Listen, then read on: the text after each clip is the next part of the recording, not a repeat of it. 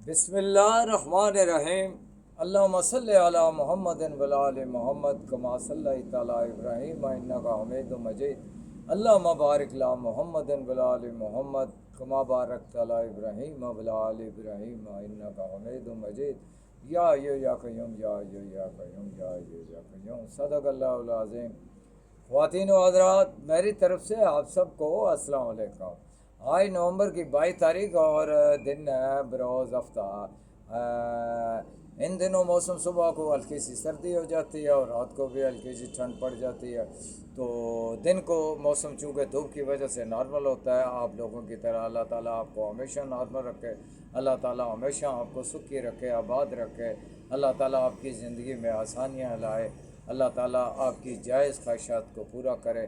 یہ جو میں الفاظ بول رہا ہوں یا دعا کر رہا ہوں، یہ جو لفظ ہوتے ہیں نا، لفظ یہ الفاظ جو ہوتے ہیں یہ چابیوں کی مانند ہوتے ہیں، ان کا صحیح استعمال کر کے لوگوں کے منہ بند یا دل کھولے جا سکتے ہیں۔ تو لوگوں کو اس قدر مذہب کا عادی بنا دیا گیا ہے کہ وہ ہر مسئلے پر ناکامی اور ہر کمزوری کا بوجھ خدا پر ڈال دیتے ہیں۔ اپنی غلطیوں، کمزوریوں اور ذمہ داریوں کا سامنا کرنے کی بجائے تقدیر، قسمت، مقدر کا پردہ تان لیتے ہیں۔ زندگی میں تعلق کو لالچ سے جوڑنا رشتوں کی تباہی کا پہلا قدم ہوتا ہے۔ جب انسان دوسروں کی خوبیوں، محبت، احساس کی بجائے صرف فائدہ دیکھنے لگ جائے تو تعلق اپنی بنیاد کھو دیتا ہے۔ رشتہ وہی چلتا ہے جس میں نیت صاف ہو، لالچ دلوں کو سخت کر دیتی ہے اور محبت کو کمزور۔ ہمیشہ یاد رکھیں کہ خلوص سے کی گئی قربانی کبھی ضائع نہیں جاتی، لیکن لالچ کی بنیاد پر بنے رشتے کبھی قائم نہیں رہتے، کبھی بھی قائم نہیں رہتے۔ دنیا میں بڑی عبادت یہ نہیں کہ ہم کتنی دیر عبادت گاہ میں کھڑے رہے ہیں، بلکہ یہ ہے کہ ہمارے دل میں دوسروں کے لیے کتنا احساس ہے۔ ٹھیک ہے، تو کل میں سول اسپتال میں ایک مریض میرا عزیز تھا، اس کو ملنے گیا تو اسپتال کے ایمرجنسی وارڈ میں صرف زندگی کے لیے دعائیں کرتے میں نے لوگوں کو دیکھا ہے، باقی سب خواہشات بے معنی ختم ہو جاتی ہیں، صرف زندگی کی دعائیں مانگی جا رہی ہوتی ہیں۔ اس سے پتہ چلتا ہے کہ زندگی میں سوائے زندگی کے اور کچھ بس ثانوی چیزیں ہیں، باقی کچھ بھی نہیں سوائے زندگی میں۔ تو جب میں ان چیزوں کو دیکھتا ہوں تو غور کرتا ہوں کہ اس صدی کے لوگوں کو بجلی، نیٹ اور وائی فائی کے جانے کے علاوہ کسی کے آنے یا جانے سے کوئی فرق نہیں پڑتا۔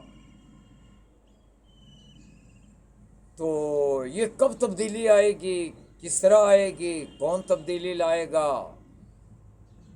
کیا ہوگا، کوئی سمجھ نہیں آ رہی۔ اس ملک میں تو انقلاب آنا چاہیے، بہت ضروری ہے اس ملک میں انقلاب آ جائے اگر تو بہت اچھی بات ہے۔ تو انقلاب ہمیشہ نوجوان لوگ لاتے ہیں، لیکن جس معاشرے میں نوجوان چمچہ گیری کی راہ پر چل پڑے ہوں وہاں انقلاب نہیں، غلامی راج کرتی ہے۔ تو جناب والا، میں جب کبھی کبھار مسجد میں نماز پڑھنے جاتا ہوں تو بعض کا تھوڑا سا لیٹ بھی ہو جاتا ہوں نماز پڑھنے کے لیے۔ جب جاتا ہوں، جب لیٹ جاتا ہوں تو ظاہر ہے مسجد پہ تالا لگا ہوتا ہے، تو نماز کے بعد مولوی مسجد کو تالا لگا دیتا ہے تاکہ مسلمان چوری نہ کر سکیں۔ یہ پاکستان ہے جس کا مطلب ہے لا الہ الا اللہ۔ تو جہاں مسجدوں کو تالا لگا دیا جائے کہ چوری نہ ہو سکے تو وہاں مسلمانوں کی حالت کیا ہو گئی، یہ آپ لوگوں کو پتہ ہی ہے۔ تو یہ مولوی کا چونکہ میسیج اتنا اچھا نہیں ہوتا، اس کا پیغام اچھا نہیں ہوتا کہ لوگ اس پہ عمل کریں، تاکہ مولوی کو مسجد پہ اللہ کے گھر کو تالا نہ لگانا پڑے۔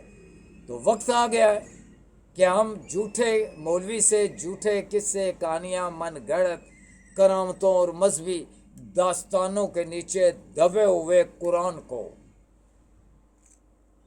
پھر سے نکالیں اور دنیا کے سامنے واشگاف الفاظ پکاریں، ذالک الکتاب لا ریب فیہ۔ تو یہ مولوی جو ہے وہ قرآن کا ترجمہ، تفہیم، تشریح، اس کا مطلب و معنی اپنے فائدے کے نکال کے، تاکہ ان سے پیسے، چندے، زکاتیں اور قربانی کی کھلیں، اور ان سے جو کپڑے، سوٹ اور کھانا سب کچھ میں لے سکوں، تاکہ ان کو جنت کا لالچ اور دوزخ کا خوف دلاتا رہوں، تاکہ یہ مسجد میں نماز پڑھنے آتا رہے اور ان سے میں پیسے بٹورتا رہوں۔ یہ قرآن زندہ کتاب ہے، زندہ انسان کو پھر زندہ کر دیتی ہے اگر انسان عمل کرے۔ یہ عمل نہیں کرنا دیتا۔ آپ اس کا عمل دیکھیں نا، تنخواہ دار مولوی، حضور صلی اللہ علیہ وسلم جب نماز پڑھتے تھے تو پیسے لیتے تھے، مسجد میں حضور نے صندوقڑی رکھی ہوئی تھی، حضور تجارت کرتے تھے، تو یہ کیوں پیسے لیتا ہے 5 وقت کی نماز کے؟ ابھی شکر ہے کہ روزے کے پیسے نہیں لیتا، آج کے پیسے نہیں لیتا، یہ ایسے کرتا ہے، نماز پڑھاتا ہے، تو پیچھے جو سارے ہیں ان کا کیا قصور ہے؟ ان کو بھی پیسے دیے جائیں جو وہ نماز پڑھنے آتے ہیں۔ یہ آگے کھڑا ہوتا ہے، وہ پیچھے ہوتا ہے۔ تو کہنے کا مقصد ہے یہ زندہ قرآن کو زندہ قیامت تک زندہ کتاب رہے گی۔ یہ انسانوں کو وہ پیغام نہیں دیتا جو دینا چاہیے۔ تو نبی کریم کے دور میں اور خلفائے راشدین کے دور میں کیسے مسلمان تھے؟ وہ قرآن کا میسج سے انسانوں تک پہنچاتے تھے، ٹھیک ہے؟ وہ کسی کا حق نہیں مارتے تھے، کسی کے ساتھ جھوٹ نہیں بولتے تھے، زیرہ اندوزی نہیں پورا تولتے تھے، ملاوٹ نہیں کرتے تھے۔ تو اس ملک میں کیا ہو رہا ہے؟ کیا دودھ میں پانی ملایا جا رہا ہے یا مسالوں میں، یا آپ دیکھ لیں نا، آپ کو سب پتہ ہے، تو مجھے بتانے کی ضرورت نہیں ہے۔ تو میرا کہنے کا مقصد ہے کہ جو میں باتیں کرتا ہوں، جن کو میں صحیح سمجھتا ہوں، وہ جو میں نالائق آدمی ہوں، جو میں سمجھتا ہوں صحیح، وہ بیان کر دیتا ہوں آپ لوگوں کے سامنے۔ اگر میری باتیں آپ کو اچھی لگے تو آپ عمل کر لیا کریں، تو شاید میری بخشش کا اللہ کے ہاں روز اصحاب میرا کوئی اللہ تعالیٰ مجھے معاف کر دے، تو میرا کوئی معافی کا سبب بن جائے کہ میں، چونکہ مجھے اپنے دین اسلام میں ایک آیت تو بہت ہی زیادہ پیاری لگتی ہے۔ اس آیت کے 2 حصے ہیں۔ امر بالمعروف پہلا حصہ، نہی عن المنکر دوسرا حصہ۔ امر بالمعروف، آپ اچھی باتیں کیا کریں، نہی عن المنکر بری بات سے روکیں۔ تو یہ ہر انسان کا زندگی کا مقصد ہونا چاہیے۔ تو حضور صلی اللہ علیہ وسلم نے یہی کیا ہے کہ اچھی باتیں کی ہیں، بری باتوں سے روکا ہے۔ تو آپ بھی یہ کیا کریں۔ یہ سنت مولوی کو نہیں ہے پتہ، میرا خیال ہے اسے پتہ ہی نہیں ہے۔ تو آپ کو پتہ ہے تو آپ ضرور اچھی باتیں کیا کریں، بری باتیں سے روکا کریں انسان کو۔ یہی زندگی کا مقصد ہوتا ہے۔ تو خواتین و حضرات، تو یہی تھا میرا آج کا آپ کا ساتھ۔ تو کل انشاءاللہ پھر آپ لوگوں سے ملاقات ہوگی، اس وقت تک خدا حافظ۔